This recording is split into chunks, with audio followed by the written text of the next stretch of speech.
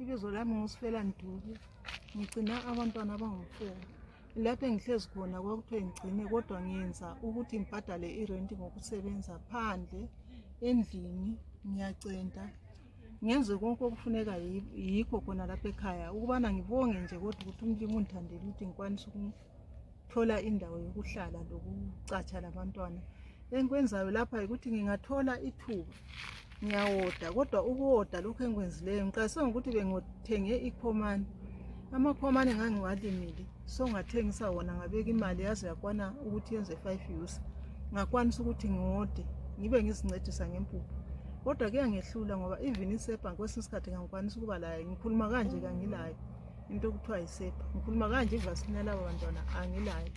Abantwana laba engilabo ngabomzukuru wami okuqala uPretty, uDecent, unina ngokuqala ukuba ngumzukuru wami.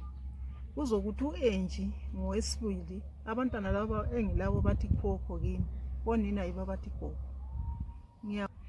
Okwakhathesi bonke bakhona ukuthi okwakhathesi noDecent loViolet bona baye emakhandeni lapha ade bathume khona.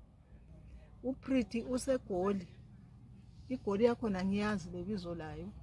Lo munye kuthuse emaphisa. Emaphisa wangikhona lakho kuthiwa kule reserve ngwazi umdingeka umbone. So angikwazi mina ukuthi ngenze njani. Ngikonza ukuthi ngcono ngiziphilele yona le labantwana engiyenzayo. Siyathengisa ekuthengiseni sisuka ngo-12. Mina kangikwanisi amphilanga ngiyahamba ngihlala. Ngilandela uDecent ethwele. Okunye kuyabe kuzima kunzwisa ubuhlungu. Kodwa ayinibona ukuthi yena ungcono uqinile kulami but emncane. Inkosi enze mbone ngani lokuthi angayiphezulu kusindwa imithwalo ade ngimthwalisa yona. Ngalimala iqolo ngachaywa lugodo ngigwegwa inkungu.